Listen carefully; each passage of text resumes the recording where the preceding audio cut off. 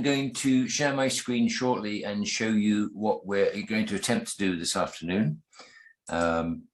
So if we can go there, and hopefully you can all see something, but I'll show you where we are.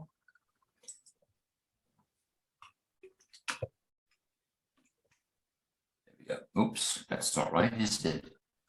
What happened there?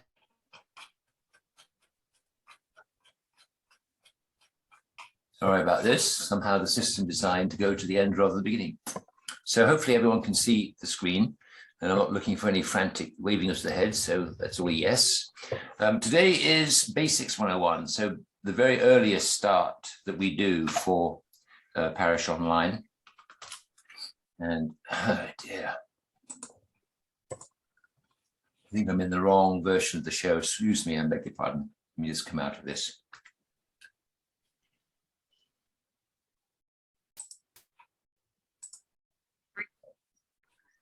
Let's see if that's any better. Yes, okay. So just so that everyone realizes, first of all, that we're recording the session either for future reference by you or for anybody else who tried to make it but couldn't. So those of you who are likely to be surrounded by barking dogs, screaming telephones, or shrieking sirens, it'll be helping if you could mute. It's a very busy presentation today. The idea being that you can all get a sort of an eyeful of what we're doing, but they'll be quite quick, because the point is that hopefully the presentation will be helpful for future referral. So there will be an email after the session to you all with a copy to the presentation itself and to the video recording, so that the idea being that if you need to go back and refer to everything, it'll all be there in great detail. So to whiz through the detail now will take too long. So we're going to go through very briefly and then come back and spend the time playing with the system. So if you have any questions or you want to interrupt, please do. But by and large, in the past, the chat has been the best way of making sure the questions get answered. So what we're going to cover then today is, first of all, the licenses that make the system work in much greater detail, which is the PSGA and EPBG licenses. Then we're going to go briefly through what the system can do and how it works. And a lot of that may be familiar because they're slides I borrowed from Parish Online themselves, just because there's no point in reinventing the wheel. Then we'll take a look at what makes up the system, or the base maps and the layers. Then why so good at presenting ideas in terms of visualization. And then the fun bit comes when we do it ourselves, and you will participate, I hope, if you wish. No obligation, but that's entirely up to you. We'll mention briefly at the end what the menus are, how you can get a hold of them, the asset register, and then questions if anyone has one. Now, I have a question for everyone here, because I would love to see if anyone can contribute at the end in the question and answer session, but I'm very keen to know if anyone's got a particular topic they'd like to see training in Parish Online. So just if you bear that in mind as we're going through, if you see something that really looks interesting to you, then let me know and we'll produce a course accordingly, if we may. So moving right along, the Public Sector Geospatial Agreement is a legislation that says anybody who's in local government has access to basically the Ordnance Survey map. And you can see the impact in the right-hand side of the screen is a sort of a map of some detail. Then the next picture shows you how much more detail you get if you use the high definition version. And you can't use the high definition version of the Ordnance Survey unless you've got a PSGA license, which is free and easy. Ditto for the aerial photography of Great Britain. On the screen, you get what you get without their special stuff, and then what you get in much greater detail when you do have their license. So these are all free to parish councils. It's just a matter of applying so that the Ordnance Survey and APGB have some sort of register. And the form is inside Parish Online itself. So for those of you who are not that familiar with the system, if you go to the cogwheel on the top right of the Parish Online screen, you can click on it and get a, hopefully, well, isn't that interesting? Sorry, I'm just going to move your pictures around because they seem to be interfering with the system. Wow, why does it do that? Okay, well, clicking on that cogwheel gives you the help and support option. And then inside there, that comes up with the support center. If you type in PSGA into the search, like I've done here, you get up all the information you need, just follow the steps, and you end up with what the government confusingly calls a PSMA license, but that gives you both your PSGA and your APGB. So that was just setting the scene for making sure that you get the most detailed version of Parish Online. We're now going to just go through basically slides that show you what is possible with the system and why it exists in the first place. So it's a cloud-based system, which does not require any software installation, doesn't require any computers at all, really. You can get into this with a smartphone or a tablet or a regular PC. All you need is a browser, and everything is kept very securely. All sorts of ways of getting assistance. So all of these links are in your, the email when I send it to you, and they're all clickable so you can get to where you want to go from here. Now to show you why on earth people would want to use maps in the first place. And the answer is that it's a wonderful way of using what's called location-based data. So on the right, you have a whole series of points. Click on any one of them, and so the screen turns into the data record for that point. And people have a sort of an instinctive understanding that if you click on something, that's because you expect to get the data of it. And that's, lo and behold, that's what happens. So all these reasons for using Parish Online within your council, I've known that people use them for a lot more things than this. There's a lot of environmental and climate research going on, which is often used within Parish Online. So you can add that to the list.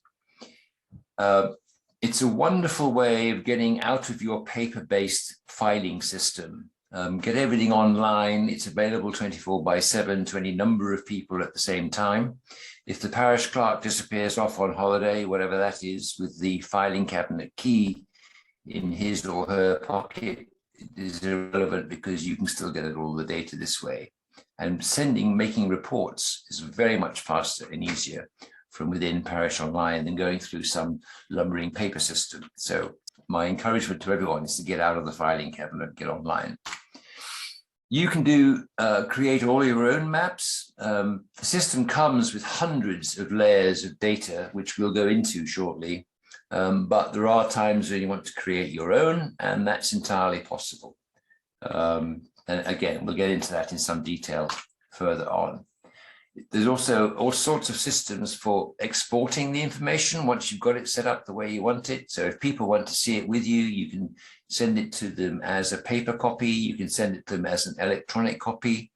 Or there is something called public map, which means you can check everything out as basically a URL that people click on, or if you can export it to your village website, that's all very, very possible. I love that system because any change you make inside Parish Online is immediately reflected in the public version. So if you sort of change a footpath within the system and you've got footpaths up on the village website, that automatically changes at the same time, which saves you a lot of trouble. All these people contribute layers of information to within Parish Online. So basically, as I said, there are hundreds of layers, which we'll explain in just a moment.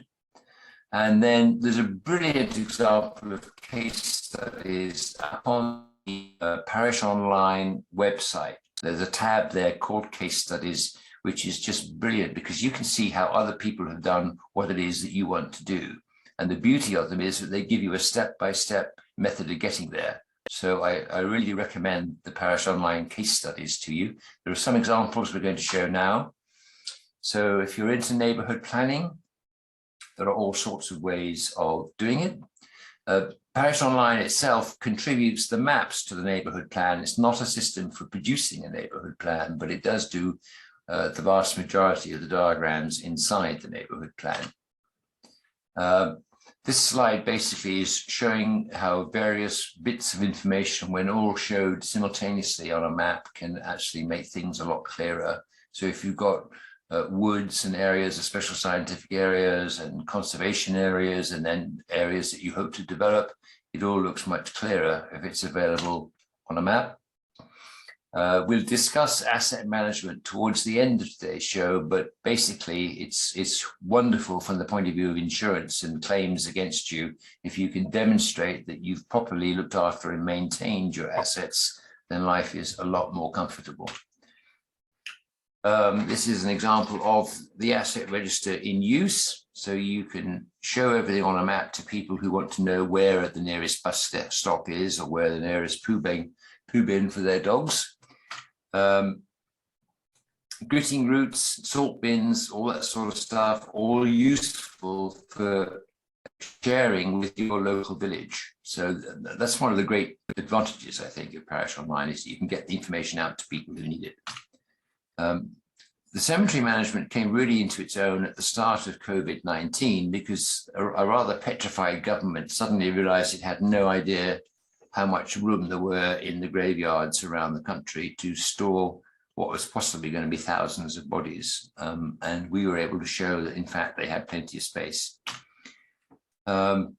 When you're doing planning applications, it helps to be able to take everything into account with respect to a particular location where someone wants to build a new home.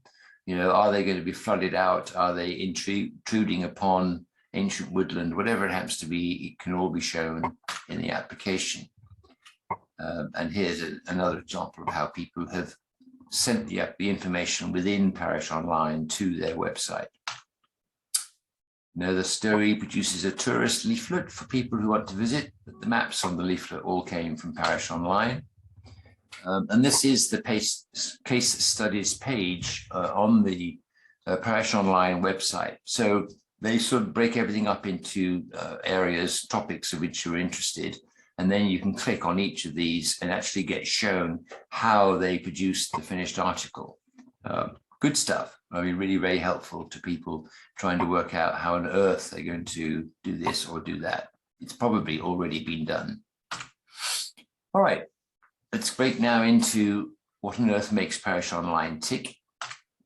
So it's called a graphical information system. It uses standard graphical information system formats, so it's able to talk to any system that any district or county or unitary council uses. So it's very, very interoperable. And I'd love to talk to people who want to get more information out of their county and district councils, because our experience has been that A, when you start, they're extremely unhelpful. And B, and finally, it seems to be a matter of education. Once you've been able to explain to people why you want the information that they're all guarding in their sanctified areas, then they all of a sudden become very helpful and start sharing it with you. And certainly in Somerset, it's been a revelation to watch the change in approach from the various district and county councils. And basically, they're now falling over to help themselves, which is wonderful. Great stuff. We can help you from the user group if that's good for you. Yes, a wonderful way of showing information from all sorts of different sources, which you can show at the same time or separately in layers. Yes, we'll show you the switching on and off of layers as you need them, but basically you can filter information to whatever is useful. So for instance, if that middle layer here, let's suppose, I mean, it isn't, these look like they're grade 2 listed homes, but if you suppose that they were all poo bins and you wanted to know which ones were in good shape and which ones were in bad, you can filter on good and bad and just show the ones that are in trouble or need emptying or whatever the case happens to be. I think this is just showing you that when you click on anything within Parish Online, the associated data will come up. We've discussed that. We use COVID a lot. or sorry, the facilities within COVID, you could put up all the people who want help and say color them yellow, and then put up all the people who are prepared to help, put them in green, and it's very easy to tie the nearest green to the nearest yellow. Piece of cake, but it saves a lot of managerial time. So when you create layers of your own, you put a type of geometry on them, and we'll go into this when we do the build it yourself later on. But there is only one type of geometry you can put on each layer. So if you have something in your parish that requires both points, which is things like bus shelters, benches, street lights, that sort of thing, lines, which are footpaths or boundaries, and polygons, which is everything else, basically, areas. If you need to show all three to cover one particular topic, then you're going to need 3 layers. On the other hand, showing 3 layers simultaneously is a piece of cake, so it works. So a little bit of advice for those of you who are still getting into the system. It's much faster and easier with a mouse. I have tried it with a trackpad to try and resolve an issue that somebody was having. And I'm all fingers and thumbs, so much better to go with a mouse. Keep up to the modern browsers. The main 4 are listed there. Whatever you do, don't touch Internet Explorer anymore. It's way out of date. And if you're like me, you use Opera just because it's smart. And try and get the best use of your screen real estate. Okay. When you start in Parish Online, this is the first page that you'll see, and it always opens up in your parish. So in my case, I'm in Long Sutton in Somerset, so it always opens on my page. 3/4 of the page is the Ordnance Survey's map of the UK, and you can go all over the UK from this site. You don't have to stick to your parish. Zoom buttons plus and minus up here, and a column on the left, which at the moment is showing all the layers, but the contents of that column change as you go through the system. So there are no layers turned on at the moment other than the basic layer of the digital map of the UK. And let's go in to show you what happens. So what I'm going to do now is show you just a few slides showing the scaling available. So we'll go from the maximum down to the minimum. And you can use this if you have a mouse with a wheel on it, then that's a great way of doing the zooming in and out. And you can scroll left and right just by dragging the screen or the mouse across the screen left or right, and the map follows you. So out to, this is sort of the 200-kilometer scale. So you can see the entire country without any issues. And then pressing on the plus button, we just zoom in to different areas. So there's the 10-kilometer scale. So you can see something like 100 kilometers across the entire screen. We're now down to the 500-meter screen. So you're within sort of a couple of kilometers to cover the whole screen. And you begin to see, as you scroll in, that the data gets greater and greater, the amount of detail, sorry. So we're beginning to see house names, we're beginning to see road names, and the names, in our case, of all the reeds that take the floodwater away. And then finally, you're coming down to the 100-meter scale. So you're beginning to see every house has got a name and a number. And you can still get ridiculous. We're now down at the 20-meter scale, and we finally end up at 200 millimeters. So you can see that you can always start counting the bricks in the wall of this house. If you get the photographs out, then it becomes a piece of cake. So that's the scaling that you can do with the system. Let's talk about layers. So on the left-hand side of the screen, I'm just going to move your pictures again. There we go. You get color codes on these collections. So each layer, or each bar, should I say, represents a whole collection of layers underneath, which you can expand and see what's there. Basically, the green layers are what are called the base maps. You don't have to have a base map on, but it helps to lock everything into place geographically. So in theory, there's always a base map in place. And then down here are the layers that you select. Any collection you open up by clicking on the little mini arrow to the right. And then once you get down into the layers underneath, you toggle them on and off. So you click once in the brown layer and it switches it on. Click once again and it switches it off. You can have lots of layers turned on at once, or you can have, as we started, none whatsoever. And we've got none turned on at the moment in this picture. So it doesn't like moving that to there. Let's try it over there. All right, so we're now going to go down to click on this one. And at least we would if we, let's see, there we go. You can see that I've now turned on the, or we were actually had the standard Ordnance Survey Premium Stack turned on. And this is what you get when you got your PSGA license. So this is the most highly detailed digital map available. It's phenomenal. You can see that we've got this particular layer turned on because there's a tick mark there. But this is the layer that comes on by default automatically when you start the system. And let me see if I can just move that across. Yes, maybe that's easier. So if I go to the next slide,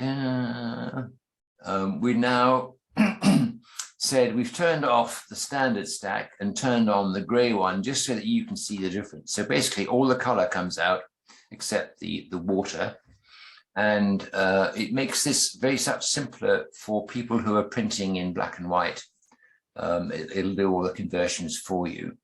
And if anyone's they're still using a dot matrix printer, then again, this is going to be much easier because the details are much more sorted. And you can go down to plain white if you want to. And the way that we did this was we turned off the standard system by clicking once, and we turned on the grayscale by clicking once. Now, if I move down to the next one, we're now showing two base layers at once. So I've gone back to the standard base map, and I've also turned on the aerial photography. And you can see that they're both turned on because you can see the tick marks. Now, what we're seeing here is a combination of both the map and the photography, which is not always ideal, but it does sort of show you the best purposes of each. The photography is, I think, magic because it always comes up in exactly the place where the map is and is always scaled the same way as the map. And then it changes as you zoom in or out as you wish. So if you go up and right click anywhere in this green layer, up will pop this little slider here, and the tick turns to a cogwheel to just let you know that you've actually clicked on it. And with the slider, you can change the degree of transparency of the map. So it defaults to 60% transparency. But to show you what the impact is, if I slide that down to 0, then you get 100% photograph and 0 map. And if you go the other way, then you get 100% map and no photograph, which is the same as turning off the photographs here. So to go back to the regular map, I just click on this layer. And what sometimes happens is that the map itself gets confused and says, oh, I don't know what to do. So when that does happen, all you need to do is just click on this refresh button and it comes back on. So I just deliberately put this in here because people can encounter it and they wonder what they've broken, but nothing's broken. It's just the system's got a bit confused. So if I go down to the next scale, we've now gone back to the regular map, and I'm going to show you what happens when you start throwing layers in on top. And these will be the layers from the beige stuff. Now, if you're familiar with the system, you know what's in there and you know where to go to find the layer that you want. But if you're not familiar, then there's a search button here for you. So the looking glass, magnifying glass, is a search button. What I'm going to do is click on that, type in the word flood, and we'll see what happens. So it comes up and it says there are 3 sets of layers that contain flood. And the one I know the one I want is the one inside the Environment Agency. So I'm going to click on that mini arrow there. And up come all the layers that depict floods across the country. And of course, because I'm here in Somerset, it's going to show me the flood that will happen here. If I click on zone 3, it just shows me what happens. So I'm clicking on the zone 3, and you can see just how much water arrives in Somerset when it rains.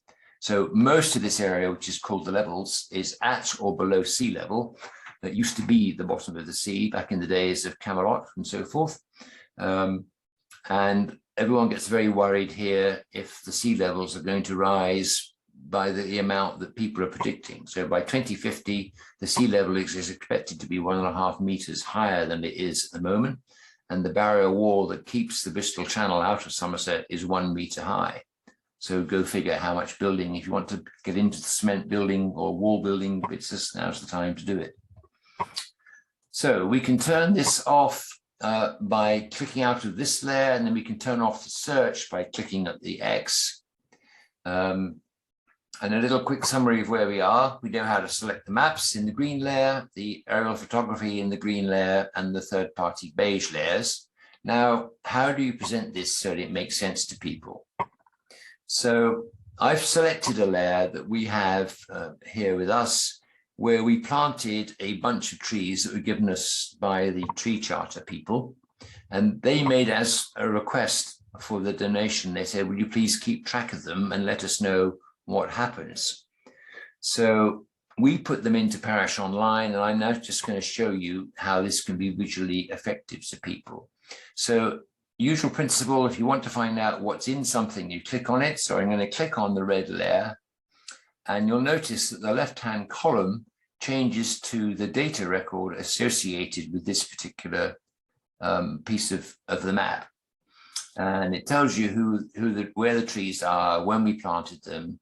And it mentions here that there are attachments. And to get into the attachments, I'm going to click on the plus sign.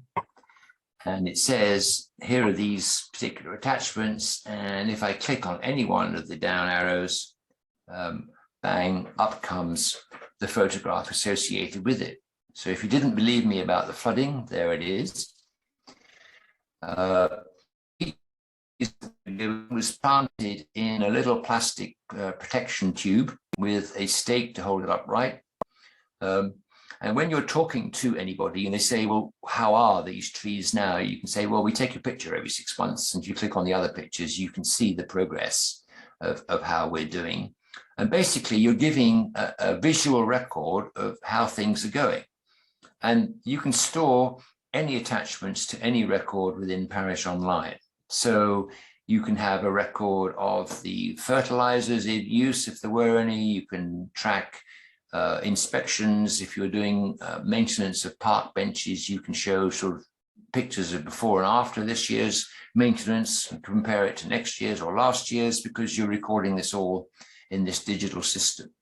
So what I'm trying to show here is that a visualization helps people see much more than just saying we've planted 50 trees. You know, people can come up and have a look at this and say, well, that's how it was when they were planted. How do they look now? And then, of course, in 5 years' time, they're all going to have to be transplanted somewhere else. And so you can follow them and track them. So it's a wonderful way of getting the data visually in front of people. And I think it makes a much bigger impact. So we're now going to go on and have you do the work. And we'll just sort of explain what's necessary. So when you're doing your own layers, you're doing them in the parish layers. Okay, so all of the other layers, with one exception, the asset register, are provided by third parties, and you have no right to add or change or alter their data, so you can't, which is obviously sensible from their point of view.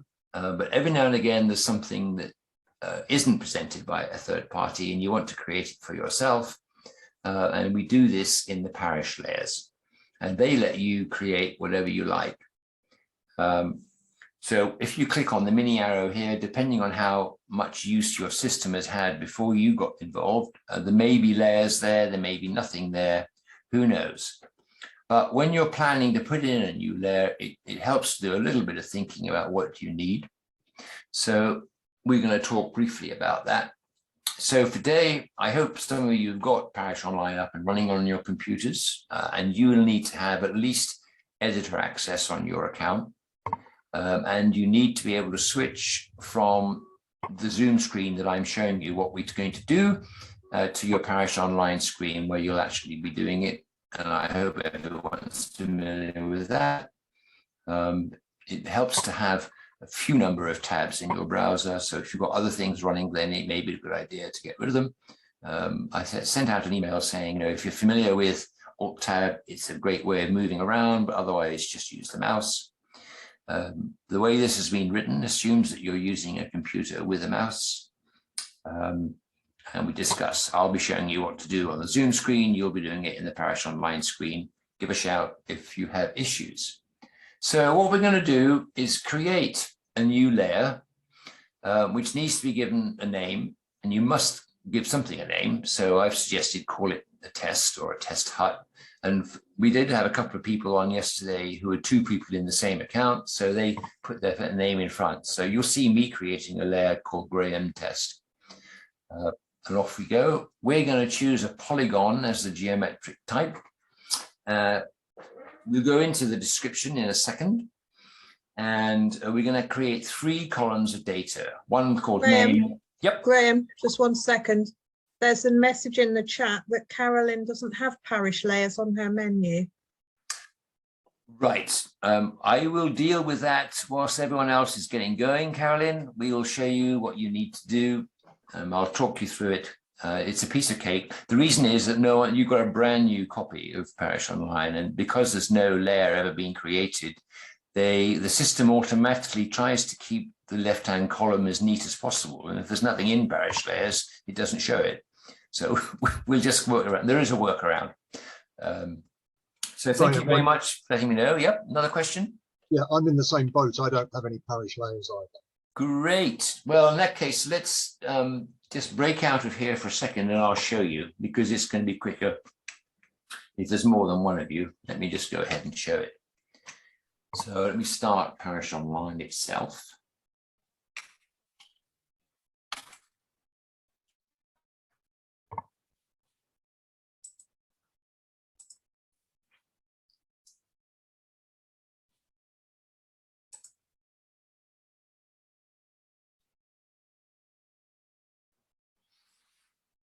Controlling the speed of Microsoft. Okay, for those of you who don't have anything in the Parish layers, you need to go up to the cog at the top right, click on it and select Administration, which I'm going to have to move the photographs. There we go. So click on Administration and the system will just sit there like this. Now mine's about to fill with stuff in the layers, but because you don't have any, yours will be blank. So what you're going to do is click on the plus sign up here, and then this screen will occur, which will be slightly different from the ones that we're going to go through with everybody else, but you'll be able to follow what we're doing. So you should all now be on this screen. When I say all of you, I mean Carolyn and Andy. So Andy, are you successfully there now? I think you're muted. I'm not hearing anything. Yeah, no, I've got that screen. You're all right. And Carolyn, you're okay? Yeah, I'm at that point. Good. So now I'm going to go back to the presentation and I'll tell you guys when we're at the point where you are at the moment. Okay. So everyone else now needs to come back and look at the screen. So we're going to create 3 columns, name, date, and status. The first one will be a text type, second one will be a date type, and the third one will also be text, but we're going to have a required value in, and this will all make more sense when you've seen it. So moving right along. Sorry, Graham, just being a bit thick here. Did we miss a bit where we said, because I've got parish layers, so obviously that's fine, but you all right, okay, I've got the bit where it says create new layer. Yes, this is where we are now. Right, so okay. For those of you who are not Carolyn or Andy, click on the create and the new layer menu up here, and you'll get a screen that looks something like this. And in here, you're going to put the name, what you want to call it. And I've just called mine Graham Test. You can call yours something like that. Bear in mind that this title is what's going to come up in the left-hand column. So it needs to be not too long, but on the other hand, it needs to make sense. And the reason that because it's kept fairly short, Then the next screen, which we're now going to click on when you're all ready, is the opportunity to put a much bigger description in.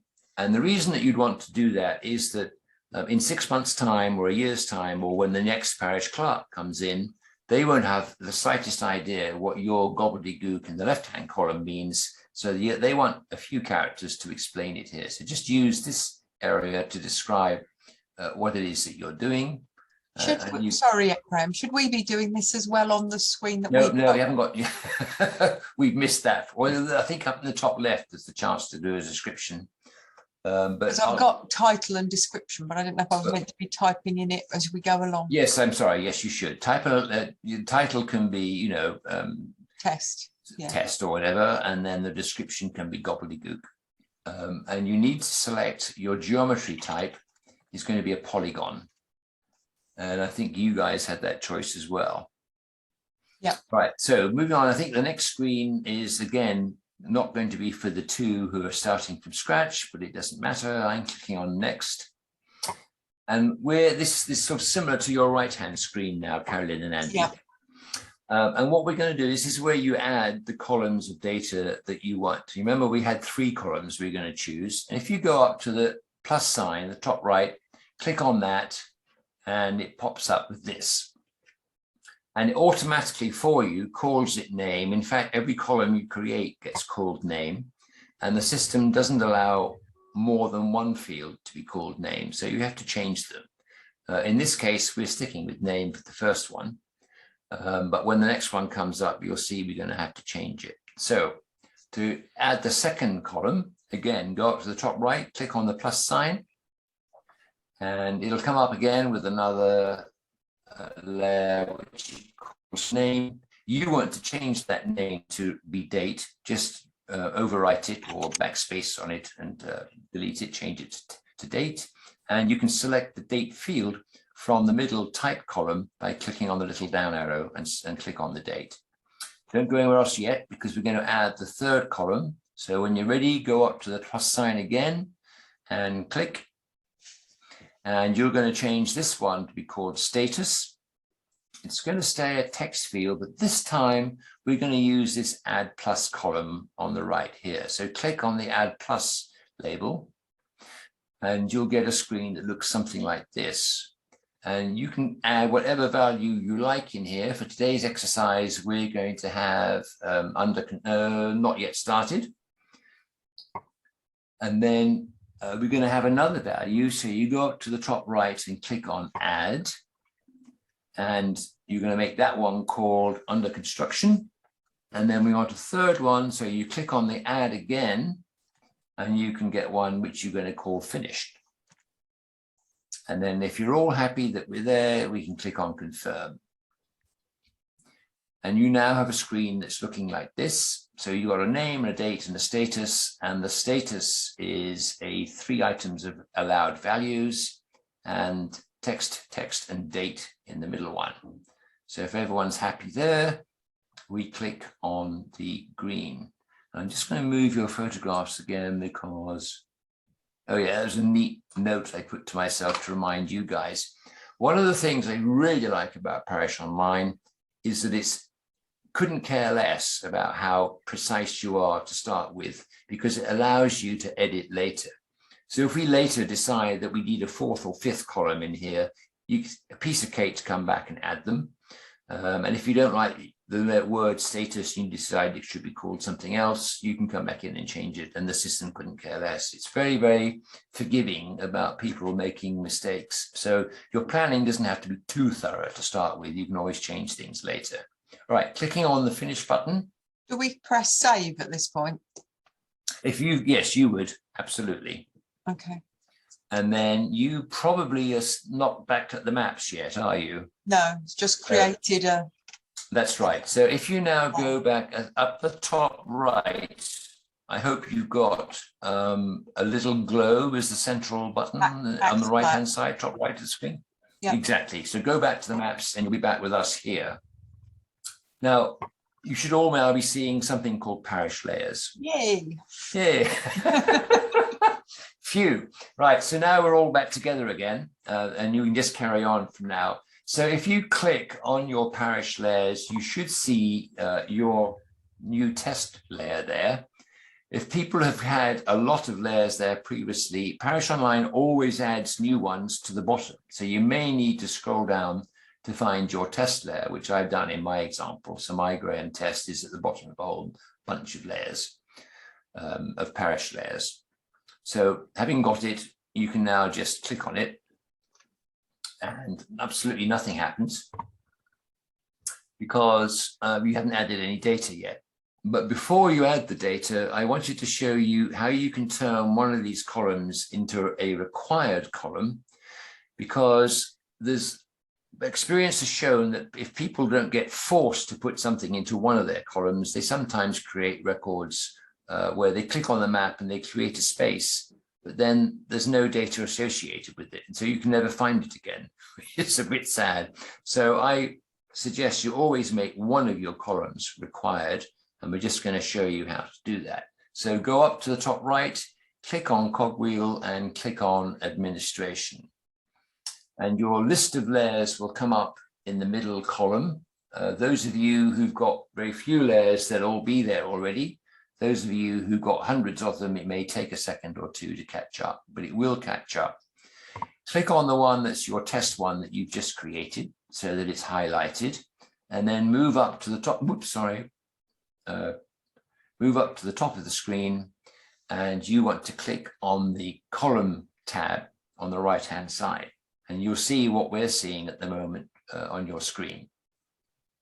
And we're going to make the name field required. So you just tick in the empty box opposite name under the required column, and bingo, you then see what I've got here, and you'll notice that up in the top right there's a disk save button that's gone bright yellow.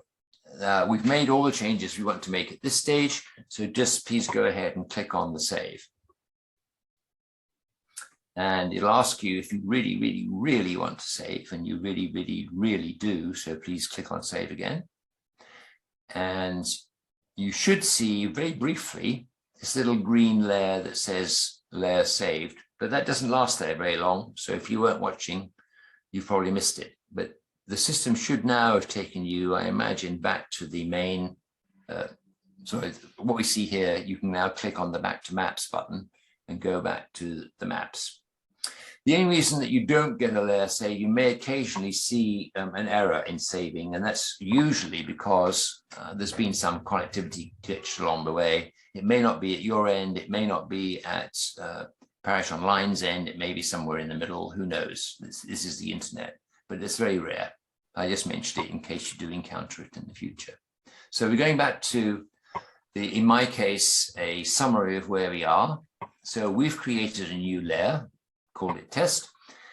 We've created 3 columns, one of which was status with required drop-down boxes, one of which was required, and we've saved it, and we're now back at the maps. So now we're going to add a data record so you can actually see something. So go to your parish layer, find the layer that you just created called test, and right-click anywhere in the layer, and up will pop this mini menu. And what we're going to do is add a feature. So by all means, please click on add feature. And you should now be seeing the screen that I've got with the 3 columns on your left. You'll notice the name column is outlined in red, saying it's required. And the layer at the top will say this is your test layer, whatever it is you've called it. And at the bottom, the save button is grayed out because A, you haven't put anything into the required field yet, and there's one other thing that we still need to do. So by all means, please go in and fill up the data here with anything you like to put in. Oh, I'm sorry, I just jumped ahead of myself. What you can do is zoom into wherever you're going to put this polygon that we're going to create. Now, in my mind's eye, I've created a new pavilion. So I'm going to go to the recreation ground. So you can just zoom in on your map, slide around so you can find an area where you can cheerfully throw in a new building and no one's going to be worried about it. So when you're ready, you can fill in the fields, and I'm going to click and show you what I filled in. So I've called it the new pavilion. I clicked on, in this case, yesterday's date, and the status is not yet started. And if you move your mouse around, it should change into a crosshairs when it goes onto the map section. So what you want to do then is move your crosshairs to any point where you're going to start your building, and just do a left click. And you'll end up with just a blue dot appearing. Well, you probably can't see it, but as you move your mouse, you'll find a blue line follows the mouse along, and it'll follow wherever you take the mouse until you click it once more, and you can change direction. So click the mouse, change direction, and trek along, and you can just do that a few times to create this imaginary building that I've got here, or whatever shape you want. You can draw a circle if you wish. And when you've finished, you should come back to the finished position, double click. Okay. And then you should see that the save button down the bottom has gone to black, and you can click on it. So we're going to click on that.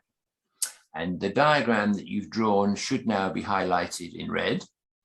You should get a saved successfully green plaque at the top, which is only there briefly. And the feature editor, the left-hand column, will have changed to a blank screen because it thinks you're ready to add the next one. Lots of people tend to add sort of lots of features at the same time.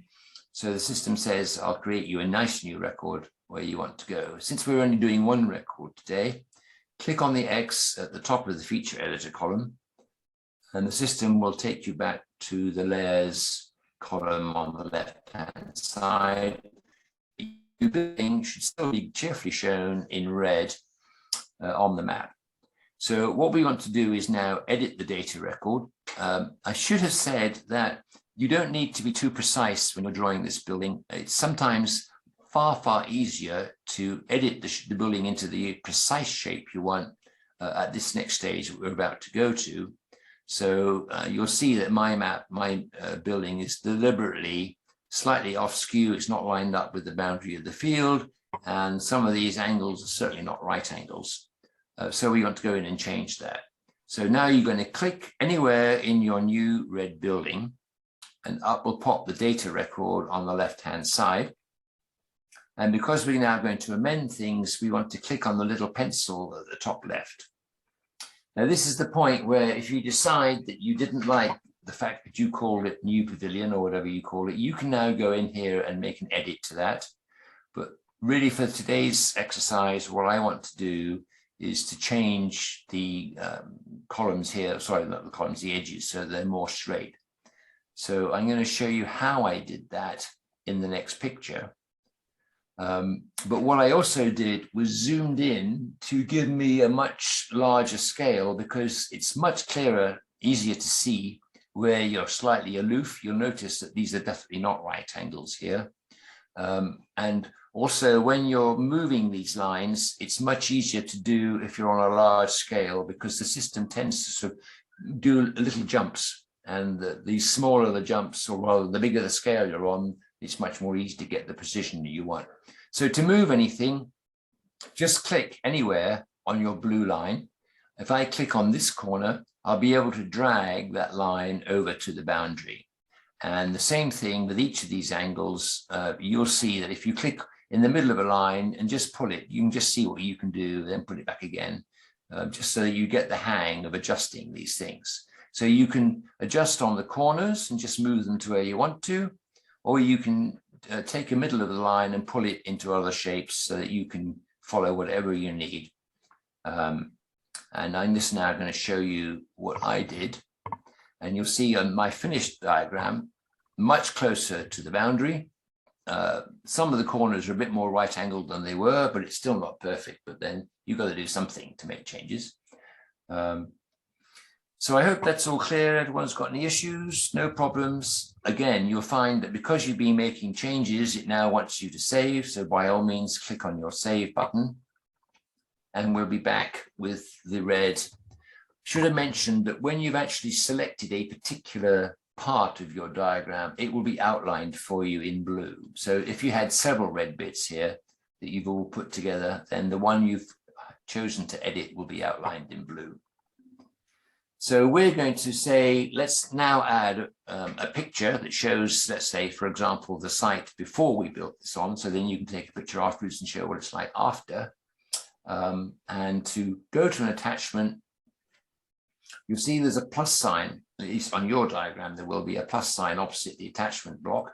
Click on that and it'll come up with this screen here saying you've got no attachments, but you've got a nice big black button that says add an attachment. So you can do that and the system goes off and asks you to enter any document that you wish. And for today, you can choose, I don't care what you choose, just something.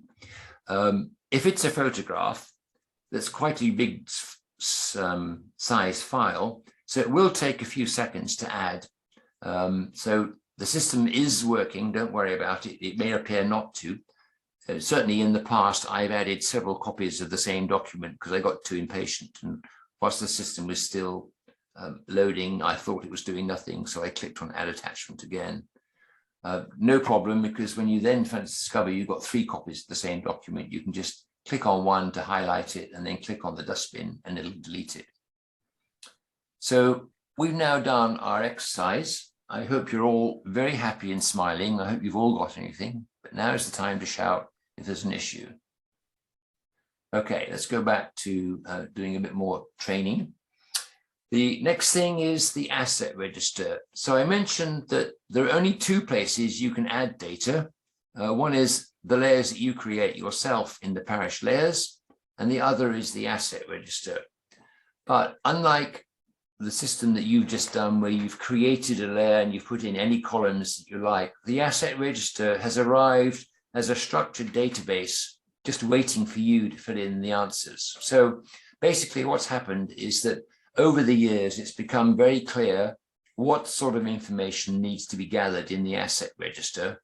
And the system has therefore been built to give you columns that you need to fill in. So you don't have to fill in all the columns, but the ones that are there because either experience has shown that they're there for good governance or they're there for helping out insurance claims. So you can add as many records as you wish, but you will find that the structure is all done for you, which means you cannot change it. So there will be times, and believe me, they do happen, when you want to keep some data on one of your assets, but there's no facility for it.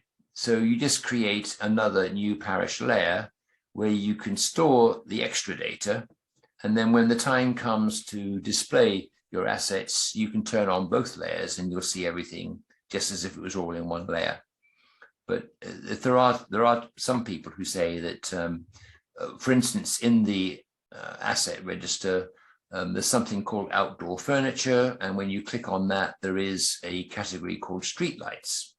And nowadays people are saying, well, actually, there's no field in the streetlights structure to allow for type of lights. You know, are they fluorescent? Are they sodium? Are they LED? And nowadays we wish to record that. So at the moment, parishes who want that information are creating it as a separate layer.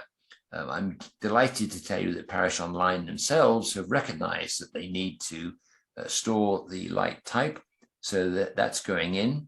And also sometimes people need to know, certainly for maintenance purposes, what the material the lamp post is made from. Is it made of wood? Is it made of steel? Is it made of carbon fiber? What it is. So that's being taken care of as well. But at the moment, if you have data that you want to record on something that's in the asset register, but there's no column for it, then you need to create it as a new layer.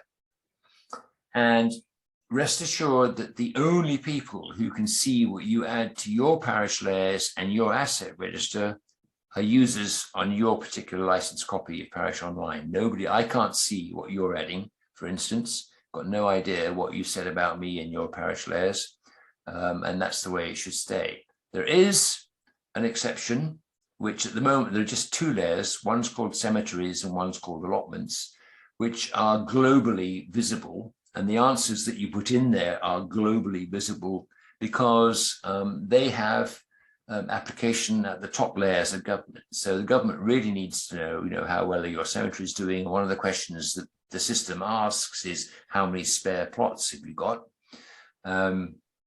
And the allotments are considered under COVID to be a major source of mental well-being. And therefore, again, the government is interested. And so the allotment boundaries, the outer boundaries, are visible to other people, but the individual plots and who's using them and what they're growing there and how much you charge for them, that sort of thing, is not information that's available. It's only the outside boundary. The fact that you have an allotment is visible to outsiders. But by and large, everything that you put into Parish Online is kept within your parish. So there are, for newcomers, all sorts of confusing menu headings in the main Parish Online, and it's not easy to find out what each one does. So the user group determined that maybe we needed to help that. So on this page, I've got a click here that takes you to the user group help system, which has a picture of that main map, or sorry, main page of Parish Online. And each of the menu headings, if you click on it, it'll tell you how to use it, what to do, gives you examples, and basically is really good for newcomers. But once you've got the first hang of it, then you don't need that anymore. And then you switch to the knowledge base, which is built into Parish Online. And they've recently rebuilt that. The new one is actually extremely good. So you get to that by clicking in the cogwheel at the top right and then selecting help and support. And it's also where you can create tickets to get help. Or if something isn't working or it doesn't work the way you want it to, or you want to make a suggestion on if only we could have this or that, then you do it by creating a ticket. And unlike a lot of people who say, thank you for your ticket, it's extremely high priority, we'll get back to you in the next 5 days. Parish Online seems to get back to most people within an hour. So they're very good at supporting their users. Finally, we get to the last bit where I ask you if you've got any ideas on what you'd like to see a training system, and you tell me what questions or you need answers to at the moment. I'm just going to turn off the sharing button so I can go and look at the chat, because there's a couple of chats in there. Can you share layers with adjoining councils? The answer is there is an overlap of about 200 meters. So you can actually draw the other end of the footpath on the boundary of your adjoining parish and it will stick there. Of course, if they don't have Parish Online, they can't see it. But if they do have Parish Online, they will see what you've drawn inside their borders. So yes, is the answer there. Can you share layers? Are you talking about the layers that you've created yourself? I guess that's what you're talking about. So that's where the 200 meters comes in. You can go and draw stuff on other people's parishes, but it won't stay there. They won't be able to see it. But they will be able to see about 200 meters worth of what you've drawn in their area. And then when I say, are there any questions, there's a lot. So if you draw something. Sorry, Tony, go ahead. So if you were to draw something that runs into somebody else's parish, for instance, they wouldn't be able to see it unless it was just by the border. Exactly. Exactly. Yes, it looks to you as if you've drawn it, but no one else can see it. In fact, you have drawn it, but they can't see it. It's all a question of rights and user rights. But you can still see it, as it were. Yes, you can still see it. Yes, you can draw a house in Northumberland if you want to, but nobody in Northumberland can see it. Can you export your layer to them so that they can then import it into their parish? That is possible, but you need to ask the people at Parish Online to do it for you. You can't do it. Okay.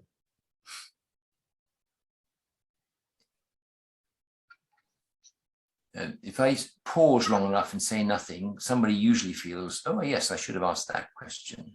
Can I ask a question? There you go. There's always the one ready to go. Margaret, what can we do you for? Well, if I can ask, if it's okay, I've got to map a whole load of cycle routes and footpaths. So I've got current cycle routes, red hard line, cycle dismount required, red dotted line, proposed cycle routes, blue line, that kind of thing. Can that all go on one layer, or do I have to create? Oh, yes, absolutely. No, because they're all lines, You can have them all in the same layer, and there is another course which I do called Style, which basically talks about how you change the color of things depending upon their status. So if yes, I think I've looked at that and probably need to go further into it. But so is it straightforward to create some kind of key so that you can? Oh yes, absolutely. In fact, if you go into your parish online now and you click on the view option in the menu on the top, you'll see it says legend. Oh yeah. And then whatever legend you happen to be using at the time will show up. So if you've got a third party layer open, someone like the Environment Agency, it will indeed show you what color coding they've used and why they've used it. Something that is not immediately obvious to you, but may be extremely helpful, is there is a layer called Sustrans, S-U-S-T-R-A-N-S. Oh, yeah. And that has the cycle network that covers the whole of the United Kingdom. So if there are any cyclopaths that they know about in your area, they will show up. And typically county councils keep a list of what they call public rights of way. And if you've got a county council that shares that data, it'll show up for you. Let me show you on mine so you'll be able to see what we're talking about. So if I just share the screen again and we go back to, I didn't mean to do that. There we go. Never mind.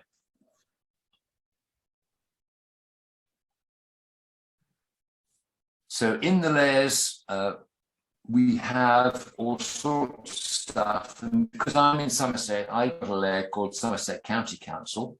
If I click on that, the first thing they share are public rights of way.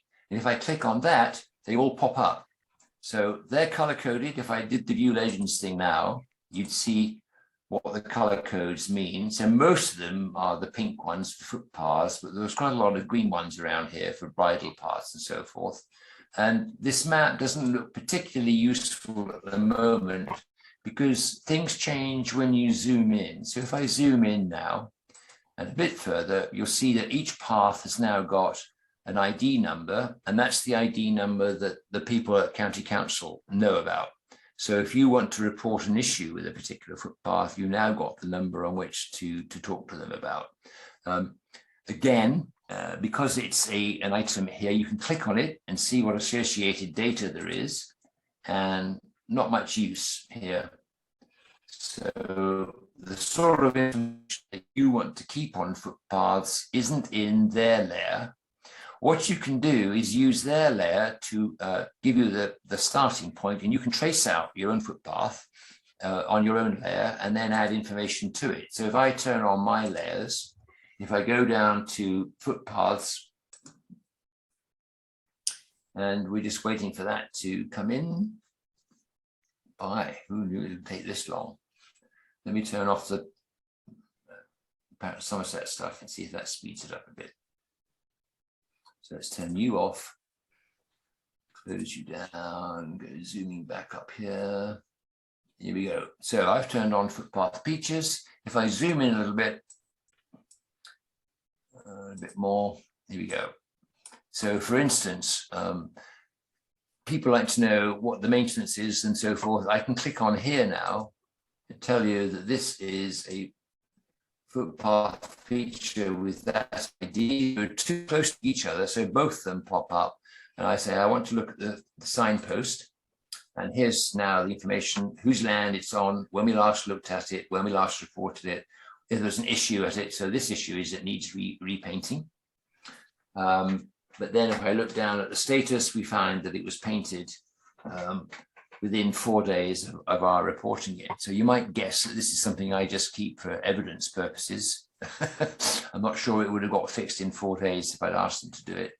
But if I go back to the actual footpath layer, I'll turn off this one, turn on the actual footpaths. Here's one I copied earlier. And again, if I click on that now, we've got much more deep data, the sort of stuff that you might want to keep an interest on.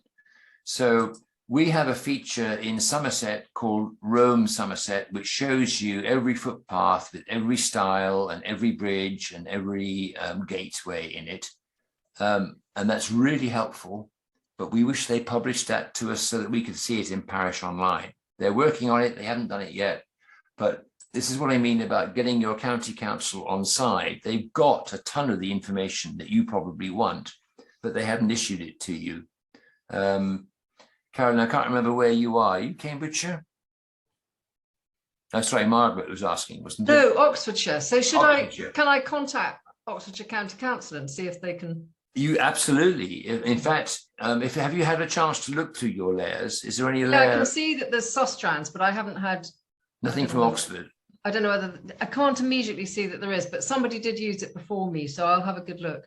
Okay, so what you can do is go up into the search icon up here and type in Oxford and see if anything pops up.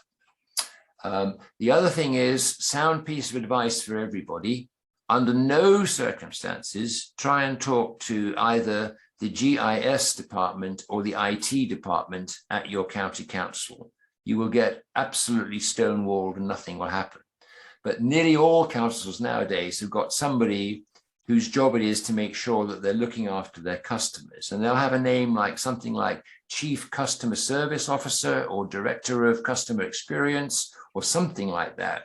And that's the person to shoot for, because his very existence depends upon him satisfying upset clients. And as parishes, you are a client of the county council. So absolutely, by all means, go and get help from the county council. But you're much more likely to get results if you talk to a customer service guy or a client service guy or a customer experience, whatever they call things nowadays. And finally, just to keep in the back of your mind, because this tends to get forgotten, there is a piece of legislation in the UK government that says county councils are obliged to give you the information that you ask for if it's public. So they can stonewall and challenge you and make bureaucratic nightmares for you. But in the end, if things get from, you can just say, actually, I'm going to go to the ombudsman and have you forced to give us the information because this behavior on your part is unacceptable and illegal. Most of them have forgotten that, or they hope that you never find out about it. And I've yet to find anyone who's had to go to that sort of level, but just the threat of doing it is often what takes to unstop the log jams. As you can see, if I go into our Somerset layers, that some of them are really quite helpful. So we get things like the school catchment areas, which we're very happy to have. Highway lighting is great. There's a lovely one called gullies, which I think is tremendous, but basically where the road falls off into a ditch, it's their job to fix it, and we need to know which bits they own and which bits we own, so they tell us. And there was a slide in the presentation I was making earlier that showed, what you do in cases of bad weather. Well, we have the gritting routes, so that you know which roads are going to get salted and which ones aren't. Graham, how do you get Somerset County Council on yours then? So I don't get central beds on mine. So how do I get that? This is what we were talking about with Margaret. You've got to go to your county council and say, oi, please share some data with us. Just a hint, a tip, this is really good news, all right? The company behind Parish Online is called Geosphere, and they have a much bigger system than Parish Online called XMAP. And they will go in with XMAP and make any connections necessary to a county council's data systems to bring the data into Parish Online, so that when you're talking to your county council, you can say, this is not going to take any of your time, and it's not going to cost you any money to give us the data that we need. You just need to talk to Geosphere and they will do it for you. And you'll be astonished at how fast it is. It takes about 3 minutes for Geosphere to get into a county council database and drag out the data that you want. And once it's been done once, it's there forever. So a lot of the stonewalling that you get is largely ignorance, right? People don't realize that it's very simple, it's very fast, and it doesn't take them any time or money, except they may need to clear access to the database for that 3 minutes that it takes. So there will be a bit of IT time, but we're literally talking a few minutes. What usually takes a lot longer is they're working out who owns the data, because they have a system of ownership. Someone, the guy who in theory is in charge of the data, needs to say, yes, of course, it's perfectly okay for the parish councils to have this. And finding out who owns it is sometimes quite a bugbear. And you can say, well, it's a road, it's clearly highways, but then highways will say, yes, but it's a class D, E, or F type highway, and we don't look after that, it's looked after by somebody else. So it's the usual sort of thing of threading your way through the bureaucracy. But our experience, just to cheer you up, our experience has been extremely positive. Once you get the right person and they realize that they've got the data and that you could really do with it, they usually are falling over themselves to help you. Certainly that's been our experience in Somerset. So Parish Online will publish the data to each county as soon as they've been told that the data is available. But if you put them in touch with your county council, that should be all it takes. But you need to go through the business of finding your customer service officer and getting them to identify the GIS department or the person in the GIS department. And then they apply the pressure to get things done. And it can be amazingly fast. Okay, if you're used to things traveling at the speed of paper, this is all electronic. It can be done in 24 hours if people get their fingers out. So, sorry, I've been rattling on one of my pet subjects. I beg your pardon. What else can I ask or answer? There's a lot of information in DEFRA's Magic Maps. Are they linked somehow into Parish Online, or is that a totally separate organisation? No, if you look down here, I've got DEFRA. In this case, it's their noise. Sorry, let me just go down here. DEFRA noise. So all the stuff that they produce here is good. So if there are other areas of data that DEFRA has got that you'd like to see, then again, let Geosphere know, open a ticket, and they'll see what they can do about it. So there's a big difference between dealing with a major government department like DEFRA, which is not really your job as a parish council, and dealing with the county council where Geosphere really needs you to get the doors at least partially open. Once they're partially open, they can do everything that's necessary, but they need to, the initial contact has to come from a parish, not from a commercial company. But the people at Geosphere, I have to say, are extraordinary. They will do anything they can to help their customers. So they're very good at extracting the data once the door has been pushed partially ajar. Now, I'm very conscious that absolutely nobody has asked for any new training yet in any particular topic. I have to say, you're all very disappointing.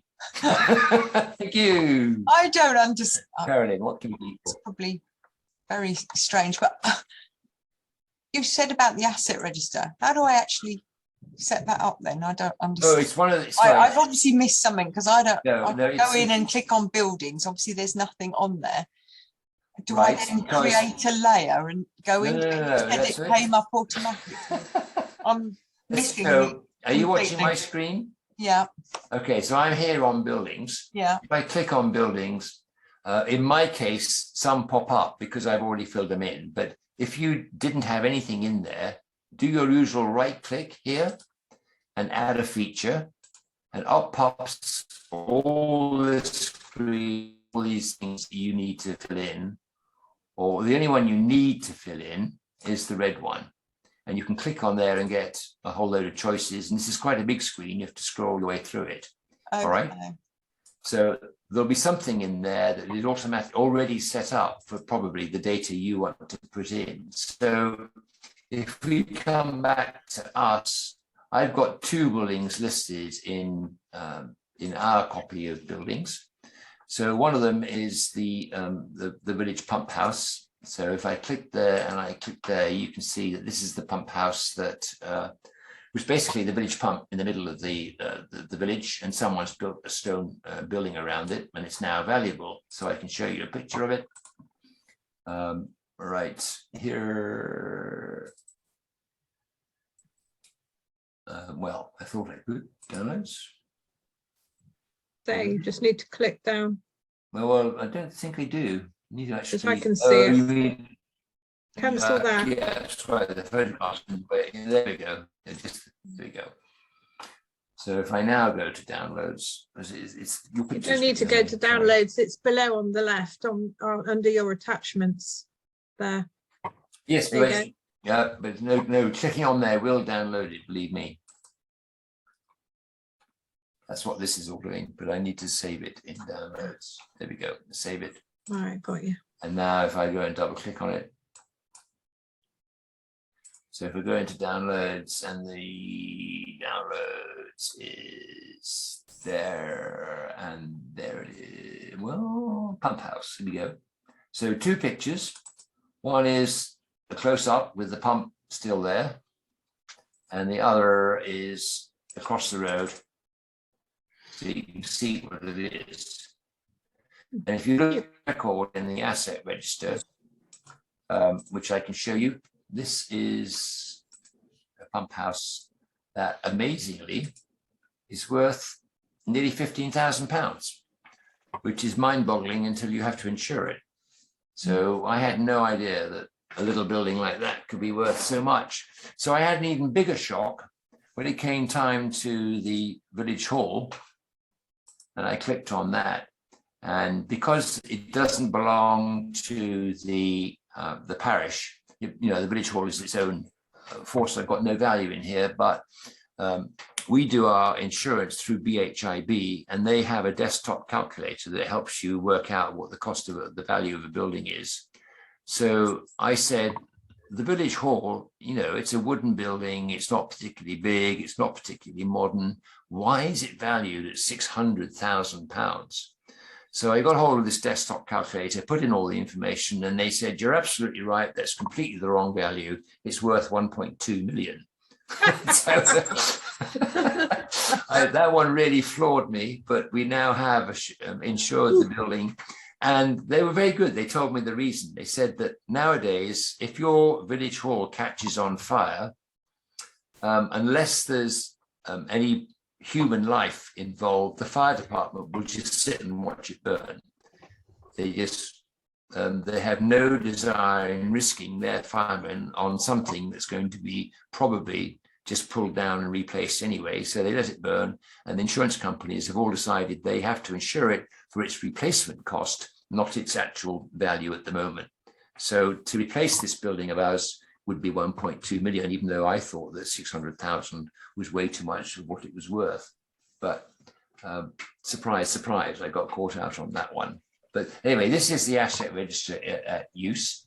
So to see what you can offer, you just click on any one thing and say add a feature, and then it comes up and shows you what you've got to create or what you can add. Sorry, does that help? Graham, is there any way of changing where you put your asset in and it says date purchased without scrolling back through a calendar? Because yeah, that's that I'm takes very forever. glad you know. That's a wonderful question to ask, Helen, because you're absolutely right. It's a pain in the neck initially, but let's go there. So we're going to add a feature, and we're going to have a date purchased, and it looks like it's really complicated, but click on the date there, yeah, and it changes to the years. So you can now say, I want.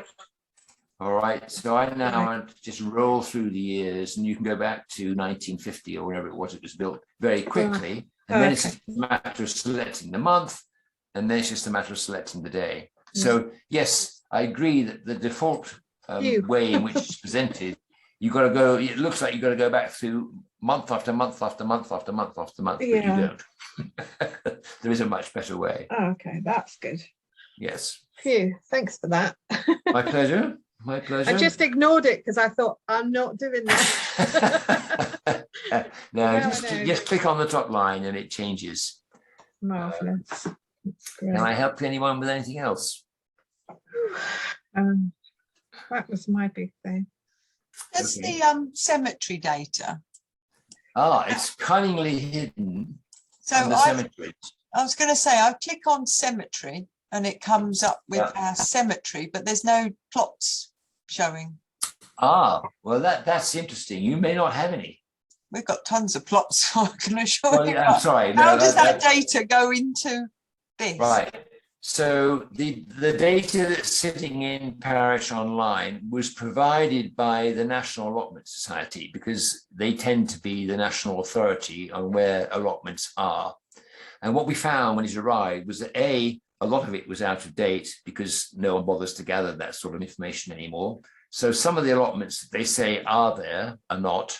And some of the ones that you've seen around for the last 10 years have arrived since they last did a check.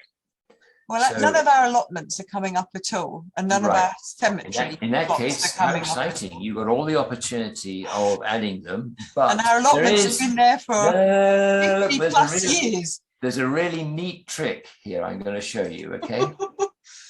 This is fun. This is part of why I get so much fun with Parish Online. So if we go along to Pibsbury here, and there's a great big allotment here. So if I zoom in to where you know your allotments are, all right, and you can do the same thing now. Go to your allotment and you know where it is, just zoom in. Yeah. All right, when you got there, yeah, what do you think you do? So I'll give you a clue. Turn on the photographs, all right? So I'm going to turn on the photographs. What's that under? It'll take a little while. It's under aerial data sets. Yeah. And just sit and wait for a bit because there's a lot of data coming down from the internet. But look at this. That empty space has now suddenly been filled. If I go up to here again and do this trick of turning off the filter, you see, you can now plot every single allotment by just drawing a square around each one. It's very quick. It's very simple. At the end, you've got all 300 of them done quite carefully. I was showing this to a local councillor, in fact, the chairman of the Pibsbury Parish Council, and he said, whatever you do, don't zoom in down there. And I said, what, down there? He said, yes. He said, don't go in any further. He said, no, I did. And it seems like it's very fuzzy at the moment because there's more and more data pouring in. So you just wait a bit and it'll clear. But anyway, there was a huge sigh of relief on the other end of the phone. And he said, phew, he said, I was very frightened. You were going to see a picture of me in my deck chair drinking beer. So the detail was that much fun that he was worried about it. So today we seem to have very slow downloads, but you do get to the point where you can count the number of bushes. You can almost count how many potatoes he's got growing. It's extraordinary. How would I then go about plotting them? Okay, so you can go into your, where are we? Allotments. Right, you've got one called allotments plots. Yeah. And I turn that on that and I add a feature. It's already set up as a polygon. So I now, in fact, this detail is a little bit too difficult, isn't it? I'm just zooming out a little bit and you'll have to wait for the picture to catch up. But you can just draw around each one. See? So I don't have to go in and create layers or... Exactly. No, it's all done for you. And this is now, you see, I've now just created that one and you can say, well, actually, I want this one as well. Oh, sorry. Oh, I've got to save that. But so you can just say. So in your ID, you'd say the plot number, would you? Exactly. Yes. And you've probably got a spreadsheet that tells you which plot is which. Yeah. So I'm going to save that. It now clears this one. I'm going to do another one. So I'm going to do this one here. And notice I'm doing it this rough and ready stuff because I can now say this is GSS2 and save it. And now let's go and clear this up. So we're going to come out of the feature editor, click on the allotment I did, and then zoom in a bit. The area, and I'm sorry, we're going to have to wait a little bit for the, but you can see I've got these lines all wrong, so I'm going to click it. So I click on the pencil and go say I want that to be there and that to be there, and up here we're a bit sort of over the top. There we go, much better. And all of a sudden your lot is now finished. And that's a heck of a lot faster than going out there and with your pencil and paper and ruler and measuring things. You can just do it from the Can photograph. I ask a quick question? Go ahead. I had to plot a whole load of benches, which I've done, which was great. But what I did find was that if I put a bench in the wrong place, that there was no way of picking it up and moving it. I had to delete it. I had to delete the photograph. Oh dear, Margaret, how sad. You should have come to this course months ago. Of course, it didn't exist, but never mind. So again, if you go into, let me find something that's a point. So we'll come out of here. We'll turn off the photographs. This was in an asset register. Yep. So we're going there. So I'm looking to see if I've got any points in our asset register. What have I got? Yeah, a defibrillator. So let me go into the defibrillators. We'll just go back to where we should be in terms of the right place geographically, which is over here somewhere. Yeah, here's a defibrillator. So if I click on that, I'm into the record, I edit the record, and now whoa, what happened to it? I go too fast for it. Oh, there's the dot. I can now just move it. See? So if I save it, it'll now come back and say the defibrillator is here. And the map is very slow in catching up today. I must have a lousy connection. I think I didn't know about the pencil edit. Yes, that what makes all the difference. But moving Thanks. dots is a piece of cake. If you've done this drawing here and it should be up over here, you can't move the whole square, unfortunately. A polygon you cannot duplicate, but dots you can move with the greatest of ease. And now I need to wait. I'm just going to do a refresh here so that I get the map back.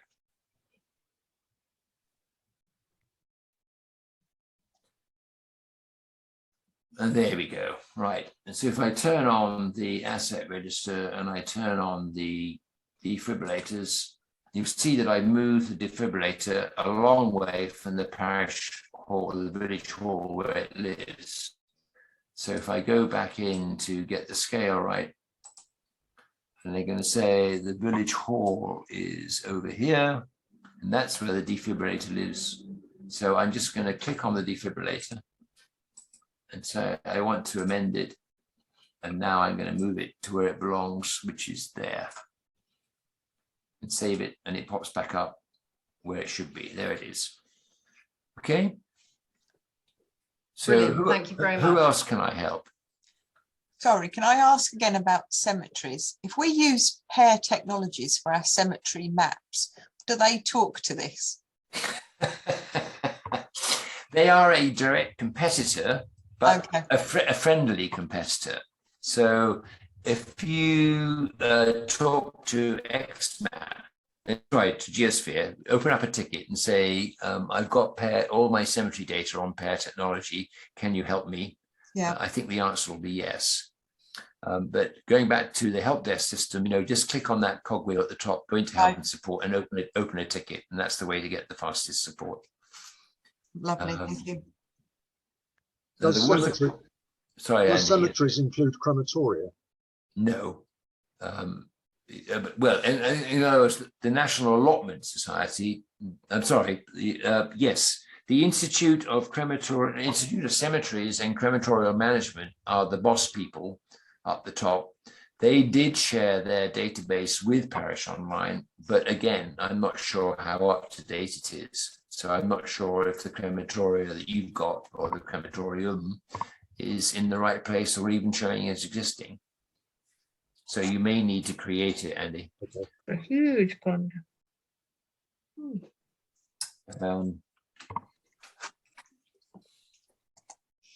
There was a point I was going to make, which was a great point, and I've forgotten to make it, but yes. So the user group was set up to help people get going with Parish Online, and they decided that what they wanted to do was to have a weekly session where anybody could come in and ask a question. And that is an online Zoom session, which takes place every Friday afternoon between 3 and 4. And it's open for anybody just to pop in and say, I have no idea how to measure the size of my playing fields, and I need to. So can you help? And people will be falling over themselves to help you.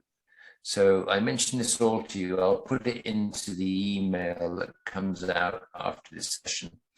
But just for anybody who's ever looking for help or just a friendly face, come along to the Zoom sessions on Friday afternoon. The address to get there is going to be in the email I'll send you, but it's also in the website, which is called, all spelt out in one long word, parishonlineusergroup.com.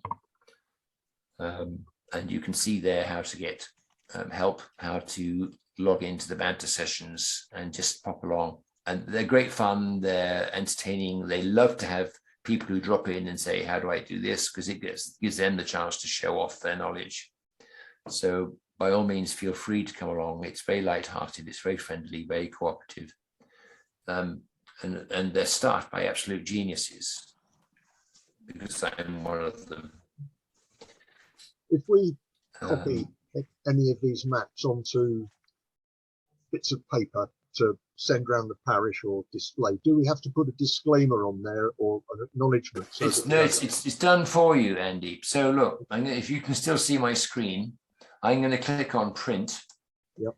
And what is in the square is what will get printed out. So you can adjust this. If you wanted it to be a bit more central, you just move it.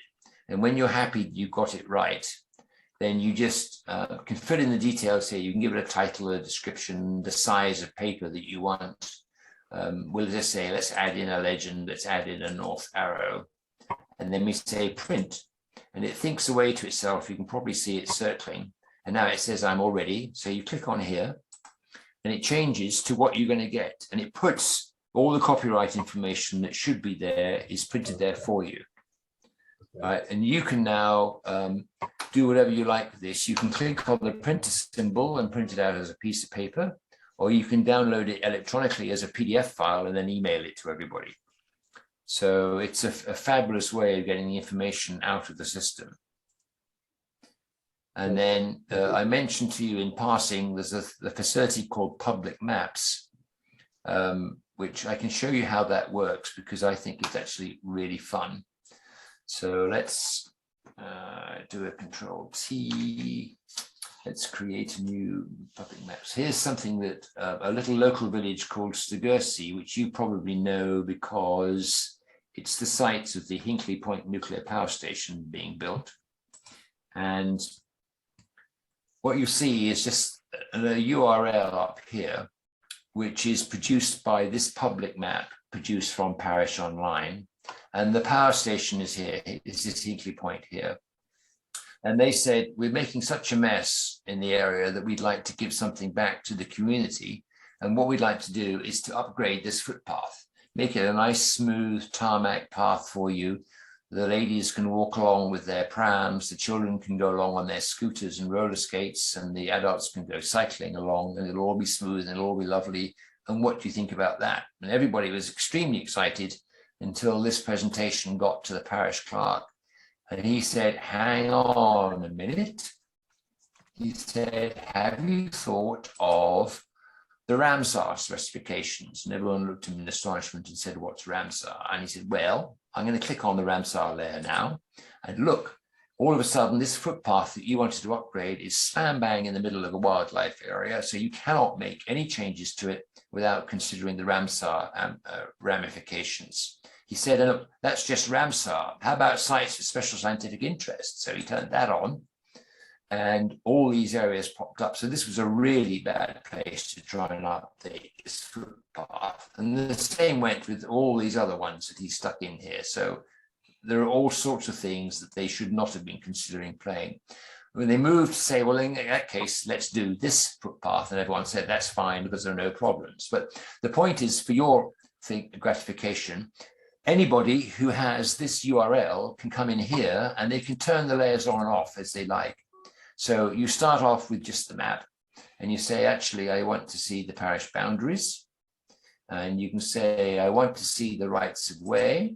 But, oh, that's too complicated. Let's turn off that again. Notice when I click on the rights of way that the legend pops up as well, which is really convenient. or if I just want to see the rights of way underneath this lot, which is all sort of conservation area stuff, it's all available for you to turn on or off as you wish. And this is, I'm just acting as a member of the public. I can be in New Zealand, if you like, and I can still do this. And the same rule applies for any records that they've applied to this system. So if there's the public rights of way and you say, so what is the identity number of this footpath, you can click on it. And of course, it's not going to do it now because I'm bad news. But what usually happens is that this left column will change to the column of data. Oh, I know what it is. I need to be zoomed in a bit. I'm sorry. Wasn't thinking. If I say, so what path is this? You can click on it. And the data column will change in the same. I see I haven't got close enough in to get the data. Have I? Let me zoom in a bit further. There we go. And so now if I click on here, what it should do, but it isn't today. But bear in mind, whatever you have put into Parish Online will be available to the public on the public map.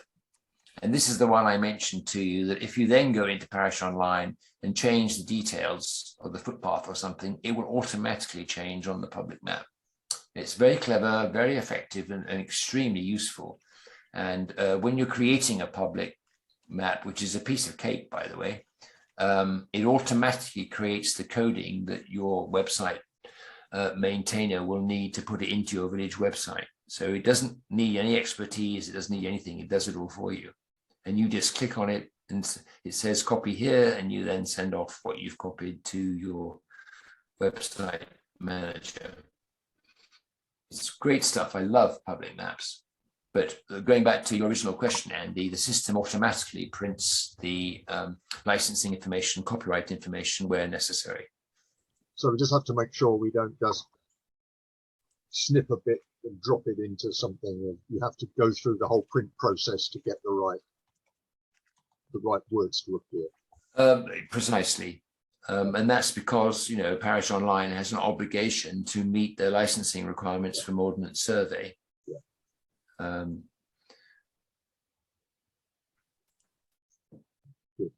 Interesting. I've never actually tried printing an entire page using Control P. I wonder what happens. Yeah, but you automatically see it's put in the. That's just told you who I am. No. So the answer to your question is it's possible to bypass it, but then you're gaming the system, and well, I just it doesn't cost much to say. Just use the cutting tool and just screen copy. Yeah. There's no reason not to do that, but then you don't get the right terminology to. Exactly. Well, you can always copy the terminology and put it on your screen print.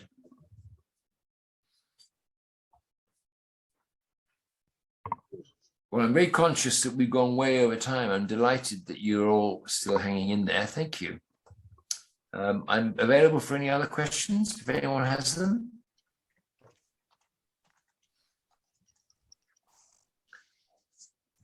Silence on all parts. I can see everyone's playing. I can see that. Oh, that's good news. Well, if you find you come up with a question that you need answering, just show up tomorrow afternoon between 3 and 4, and people will be delighted to help.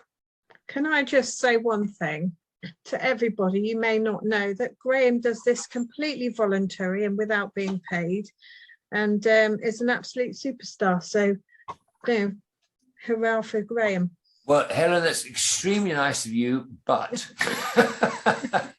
I'm afraid that the training sessions do get charged. The parish council in your area will get an invoice from me saying, please, please, please, I just need to have some lunch. That's all I'm asking for, really. But all the other stuff that you do, you don't. Certainly the Friday afternoon banter session, and all of that is. Well, the user group is all voluntary. You're quite right. So they do all that. And they're a great bunch of people, and they all are parish councillors or parish clerks. So you've got people who are doing this because they have to, but also because they want to. So they're a very friendly bunch.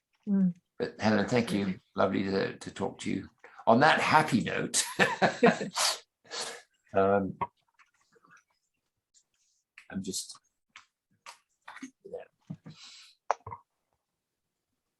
as I said, I'm perfectly happy to carry on if you are. There's some items in the chat which I can look at. Can you use these maps for the Parish Council website? Absolutely, Andy, yes.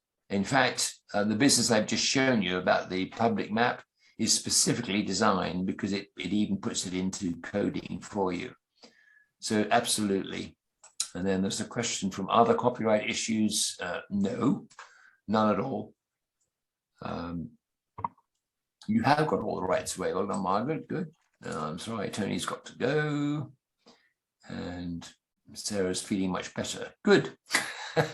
There are, I do 2 public sessions every month, like today.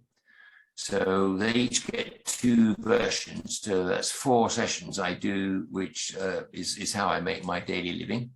And then there are the opportunity, if you wish, to have one-on-ones or smaller groups, which you can book through my website, which again will be in the document when it comes out, but it's called chagosconsulting.com. And it tells you there all the how to get help, how to get tutorials and things like that. I'm sorry to smash Helen's view of me into being a person who does everything for free. It's not all for free. My wife would be very unhappy if I turned around and said, I'm not doing anything today except 6 hours of work for which there will be no income whatsoever. Well, you got to eat. Well, exactly. And there's just the bloody dog, you know, the dog doesn't understand there's no money for food. It just says, where's my food? Oh yeah, we've not met the dog today. Where's the dog gone? Oh, well, we've got a very large Labrador that we call NRF because he's got no redeeming features. That's his name. When we got him, it was back in the days when the children were all absolutely enthused with Harry Potter and so forth. So I wanted to call him Aradog, but no one would go along with that. I was very sad. Those of you who know your Harry Potter will know that Aragog was the king of the spiders. And I wanted to call him Aradog, but I think, you know, he's now 5 years old and it's a great shame that he wasn't called Aragog. Well. Anyway, I better go. Thank you very much for everything. You're very welcome, Helen. It was time for tea anyway. So yeah. I'm going to say thank you all very much. Unless there's an urgent question, let's call it a day. I will send out the email with the presentation and the video as soon as YouTube has finished processing the video, which takes a little bit of time. But thank you all very much and look forward to seeing you next time and hopefully even tomorrow. Take care. Bye-bye. Thanks for coming.